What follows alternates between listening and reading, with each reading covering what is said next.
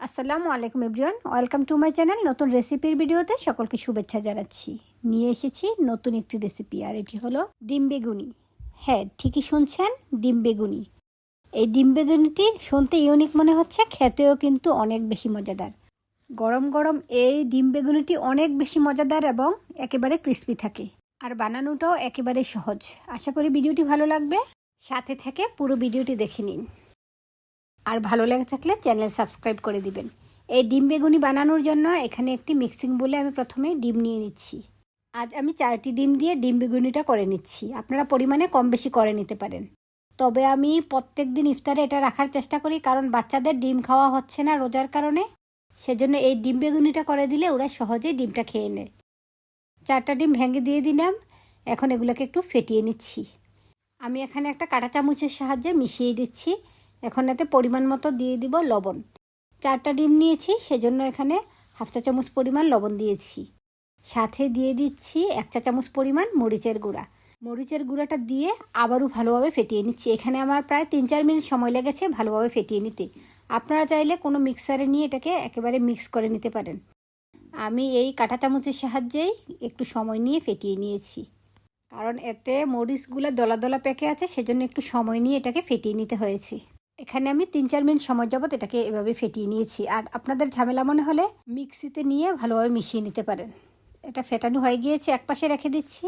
এখন তৈরি করে নিব ব্যাটার। ডিম বেগুনের ব্যাটার তৈরি করার জন্য এখানে একটা মিক্সিং বোল নিয়েছি, আর উপরে একটা স্ট্রেইনার দিয়েছি।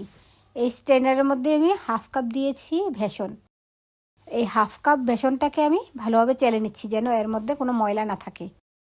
অবশ্যই চেলে নেবেন, কারণ এই ময়লাটা থাকলে বেগুনিটাও পারফেক্ট হবে না, আর খেতেও ভালো লাগবে না। চেলে নেওয়া শেষে এর মধ্যে এখন দিয়ে দিচ্ছি 1 চা চামচ পরিমাণ মরিচের গুঁড়া। এখন দিয়ে দিচ্ছি 1/2 চা চামচ পরিমাণ জিরা গুঁড়া। সাথে অ্যাড করে দিচ্ছি 1/2 চা চামচ লবণ। লবণটা পরিমাণ অনুযায়ী দিয়ে নিলেই হবে। এখন দিয়ে দিচ্ছি 1/2 চা চামচ আদা পেস্ট এবং 1/2 চা চামচ রসুন পেস্ট। এখন প্রথমে শুকনো উপকরণগুলো ভালোভাবে মিশিয়ে নিব। আর আমি যে 4টি ডিমের বেগুনি করছি, এর জন্য 1/2 কাপ বেসন দিলেই যথেষ্ট, এর চেয়ে বেশি দেওয়ার প্রয়োজন পড়ে না। এখন আমি অল্প অল্প করে পানি দিয়ে একটা ব্যাটার তৈরি করে নিব। অল্প অল্প করে পানি দিয়ে ব্যাটারটা রেডি করে নিচ্ছি। একেবারে বেশি পানি দিয়ে আবার বিপদে পড়তে চাই না, সেজন্য আমি যে কোনো ধরনের ব্যাটার তৈরিতেই অল্প অল্প করে পানি দিয়ে পারফেক্টলি ব্যাটারটা তৈরি করি। এখন এর মধ্যে দিয়ে দিচ্ছি 1/2 চা চামচ পরিমাণ বেকিং পাউডার। এতে করে এই বেগুনিটা একেবারে ক্রিস্পি হবে এবং অনেক বেশি ফুলে উঠবে। 1/2 চা চামচ পরিমাণ বেকিং পাউডার দেওয়ার পর এর সাথে আমি আরও পরিমাণ মতো পানি দিয়ে ভালোভাবে ব্যাটারটাকে রেডি করে নিচ্ছি। দেখুন, এরই মধ্যে ব্যাটারটা রেডি হয়ে গিয়েছে। ব্যাটারের ঘনত্বটা একেবারে গাঢ়ও নয়, আবার একেবারে পাতলাও নয়। আমি আপনাদেরকে চেক করেই দেখিয়ে দিচ্ছি ঘনত্বটা কেমন রেখেছি। এর মধ্যে একটা চামচ চুবিয়ে নিয়েছি। দেখুন, চামচের গায়ে পর্যাপ্ত পরিমাণে ব্যাটার লেগে আছে।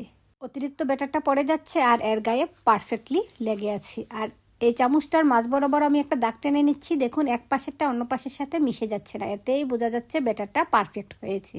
এখন ব্যাটারটাকে রেস্টে রেখে দিচ্ছি 10 মিনিট, অর্থাৎ ডিমটা ভেজে নেওয়া পর্যন্ত ব্যাটারটা রেস্টে রেখে দিচ্ছি। চুলে একটি প্যান বসিয়ে দিয়ে এর মধ্যে অল্প পরিমাণে তেল দিয়েছি। তেল দিয়ে ব্রাশ করে নিচ্ছি, কারণ তেলের পরিমাণটা আমি একেবারে কম দিয়েছি। এতে করে ডিমটা সহজে আমি উল্টে নিতে পারবো। আর এদিকে চুলার আঁচ মিডিয়ামে রেখেছি। প্যানটা গরম হয়ে আসার পর সেই রেডি করে রাখা ডিম থেকে অর্ধেক পরিমাণে ডিম দিয়ে দিয়েছি। অর্ধেক পরিমাণে ডিম দেওয়ার পর ফ্রাইং প্যানটাকে নেড়ে ছেড়ে এটাকে ঘুরিয়ে নিলাম। সাইড থেকে হয়ে এসেছে। এখন আমি স্প্যাচুলার সাহায্যে ডিমটাকে ভাঁজ দিয়ে নিব। আর এখানে ডিমটা অনেকটাই ভারী, কারণ এতে 4টি ডিম রয়েছে। আমি 4টি ডিমের মিক্সার থেকে 3 ভাগের 2 ভাগ পরিমাণ দিয়ে দিয়েছি। এখন সাইড থেকে স্প্যাচুলা দিয়ে ভাঁজ দিয়ে নিচ্ছি। আমি এখানে 2টা স্প্যাচুলা ইউজ করছি। 2টা স্প্যাচুলা দিয়ে সাইড থেকে ভাঁজ দিয়ে নিচ্ছি। ডিমটা ভাঁজ দিয়ে এক পাশে নিয়ে আসছি। এখন বাকি যে ডিমটা রয়েছে সেটা আরেক পাশ দিয়ে দিয়ে দিচ্ছি। দিয়ে এই ডিমের সাথেই ভেজে নিব। বাকি অংশটা দেওয়ার পর আবারও কিছুক্ষণ অপেক্ষা করছি এটা হয়ে আসার জন্য। এটা এক পাশ থেকে কিছুটা হয়ে আসলে আমি স্প্যাচুলা দিয়ে আবারও ভাঁজ দিয়ে দিচ্ছি। অবশ্য এই ডিম ভাঁজ দেওয়াটা দেখানোর বিষয় না, আমরা সকলে এই ডিম ভাঁজ দেওয়াটা পারি। আর এখানে আমি 2টা স্প্যাচুলা ইউজ করছি, কারণ ডিমের সাইজটা বড়, যেন আবার ভেঙে না যায়, সেজন্য আমি 2টা স্প্যাচুলা ইউজ করছি। আপনারা আপনাদের মতো করে করে এভাবে ভাঁজ দিয়ে এই ডিমটাকে ভেজে নিলেই হবে। এখন ফাইনালি ভাঁজ দেওয়া হয়ে গেল। এপাশ ওপাশ করে এটা ভেজে নিলেই ডিমটা ভাজা হয়ে যাচ্ছে। এখন চুলা থেকে তুলে নিচ্ছি। চুলা থেকে তুলে কিছুটা ঠান্ডা হওয়ার পর আমি 1/2 ইঞ্চি পরিমাণ করে ডিমগুলো কেটে নিচ্ছি।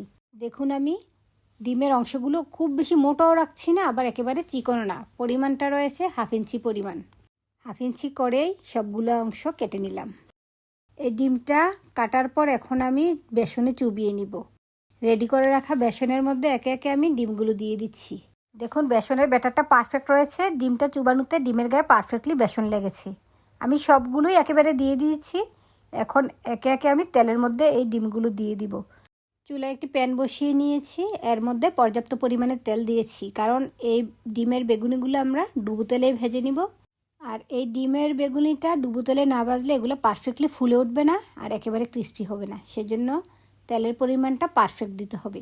আমি একে একে ডিমগুলো দিলাম, তবে আমি একেবারে ক্রাউড করে ভাজবো না, সেজন্য অল্প পরিমাণে দিয়েছি। সাইড করে 2-1টা আবারও দিয়ে দিচ্ছি। আমি আজকের এই ডিম বেগুনিটা টোটাল 2 ব্যাচে ভেজে নিয়েছি, তাই প্রথম ব্যাচে যতটা জায়গা হয়েছে ততটা দিয়েছি। এই ডিম বেগুনিটা একেবারে ফুলে ওঠে। আপনারা ভিডিওটা লক্ষ্য করলে বুঝতে পারবেন প্রত্যেকটা কিভাবে ফুলে উঠেছে। এপাশ ওপাশ করে 2-3 মিনিট সময় যাবত এটাকে ভেজে নিচ্ছি। চুলার আঁচ মিডিয়ামে রেখে ভেজে নিতে হবে, তা না হলে কালারটা সহজে চলে আসবে, ক্রিস্পি হবে না। সেজন্য চুলার আঁচটা মিডিয়ামে রেখে ভেজে নেবেন। দেখুন মাশাআল্লাহ সবগুলো পারফেক্টলি ফুলে উঠেছে। এই ডিম বেগুনিটা আমি প্রায় বানাচ্ছি, কারণ ইফতারে ডিমটা খাওয়া হচ্ছে। এপাশ ওপাশ করে ভেজে নিয়েছি আর ডিম বেগুনের কালারটাও পারফেক্ট এসেছে। এখন এটাকে চাকনির সাহায্যে ছেঁকে তুলে নিচ্ছি। আমি টোটাল 2 ব্যাচে ডিম বেগুনিগুলো ভেজে নিয়েছি। আমি রিকোয়েস্ট করব, যারা এই ডিম বেগুনিটা এখনও খাননি আমার রেসিপিটি ফলো করে একবার বানিয়ে খাবেন, তাহলে অবশ্যই দ্বিতীয়বার আবারও বানিয়ে খাবেন। আজ তাহলে এ পর্যন্ত, আবার চলে আসবো নতুন ভিডিও নিয়ে। আল্লাহ হাফেজ, আসসালামু আলাইকুম।